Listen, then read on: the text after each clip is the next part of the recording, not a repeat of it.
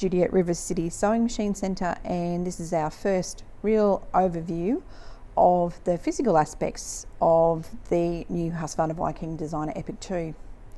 As you can see from the model that we've got here, this is a limited edition model. It's the vivid sunset coloured stylings, and it's quite a lot of fun. There's been quite a few different limited edition models when it was first released, and we chose this one because it really matches in with our theme of our store, so with the hot pink.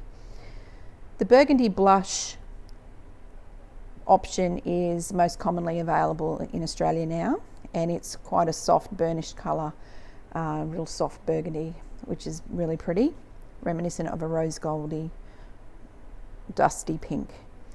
But you can see from the styling that some things have changed slightly. Some of the positions of some of the buttons and functions here on the front. The screen is quite straight inset now, and we have the bobbin winder, 2 USB ports, and the on-off switch on this side behind the tablet. And there's some extra styling down here on the outside. The thread stand is built in to the machine, and it swirls away for storage. So you can close him all up when you're done, lift it up and lock it into place. And generally you've got 2 thread holders here. One is for winding your bobbin, and one is for putting to the needle thread. You can use twin needles in this machine as well, and you have some spool caps that help keep your threads nice and contained there. Let me just grab the accessories. Sorry for reaching over in front of the camera. So you have a whole big pouch of accessories, and as you can see, there are 2 quite large spool holders in there that sit down here on the base to hold your threads in. So that's a really great, and I'll put it to this camera so that you can see it a little bit better too. You can see that the accessories, is quite a lot in there that are designed for this, the new Designer EPIC 2. So when we're talking about threading, we're going from this position here on this particular spool stand, going from this position straight up to here. You can see that. I'm not quite sure if you can see. Let me see if I can pull the camera back a bit. Go up to this particular area of the thread stand, and it comes down to this particular area here. Goes underneath this sensor and guide, and it comes round behind the contour of the machine here, down through the tension unit, down and up to the take up lever, down to the needle where there's a little thread guide just here, and then you would go across to here, cut off, and then use your automatic needle threader, which automatically pops the foot down and allows you to thread your needles. Obviously, when we have twin needles, we won't be able to use that needle threader because it's got 2 needles to thread. But otherwise, all other needles from a 70 and above will be able to be threaded with this needle threader. If you're using a 60, you'll have to do that by hand. So as you can see on this side, we have needle threading function, our stop go function. So this is for your embroidery, or if you're doing buttonholes or anything where you don't want to use the foot control. And there's your foot control, same as normal, with a retractable,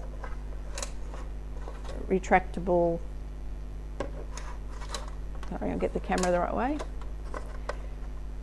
retractable cord. We would use this button here as our stop go. We have our speed control, so we can slow ourselves down or speed ourselves up just touching these buttons here. This one is your go to the beginning of the stitch button. So if you're doing decorative stitches and want to restart, you touch here. This is your laser guidance. So the machine does have a laser guidance system here that gives you a red line, a laser line, to help you guide into for your sewing. You have your reverse here as well. fix. For those Husqvarna users, they understand that this is a fix. It would come on either automatically if you set your machine, or you could press this button and the light would come on and the machine would lock off for you before you start your seam. We have needle up, down, thread snips, stop, would basically do the stop and lock off. Then we've got foot up and up again. So you can see, I'll try that again if you can.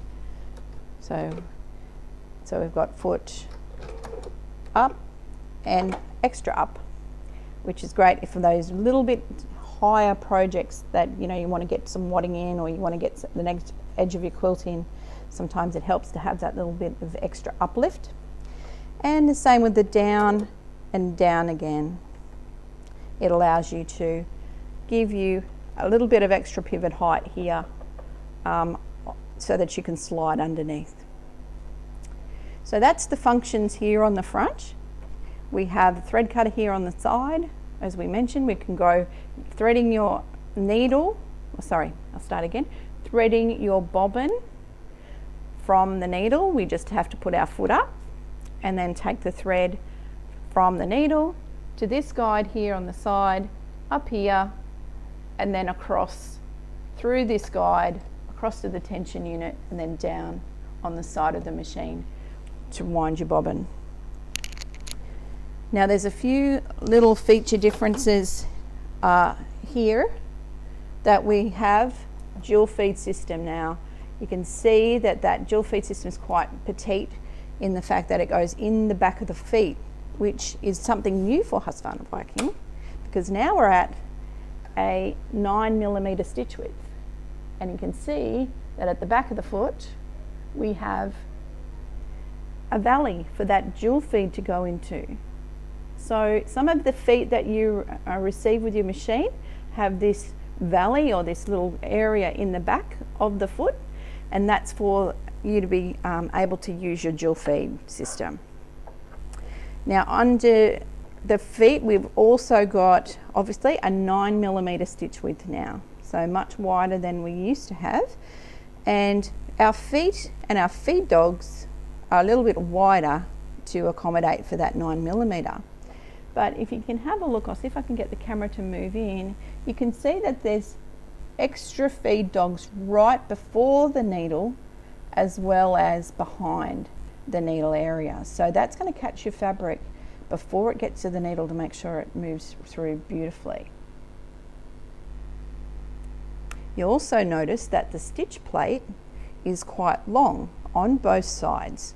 They have markings in inches and centimeters on the plate, as well as we have some really interesting little holes here, and they're designed for attachments to be fastened to the stitch plate. So that'll be things that we touch on a little bit later as we get into accessories and things like that. The bobbin system is a little bit bigger, and now we remove the bobbin cover, and you'll notice that the bobbins are a little bit bigger than normal. If you're used to the green bobbins from previous model Husqvarna Vikings, well, these are a bit bigger, they have a bigger capacity. So less bobbin winding, less bobbin changes, but it goes in exactly the same way as it did before. It's just a bigger bobbin.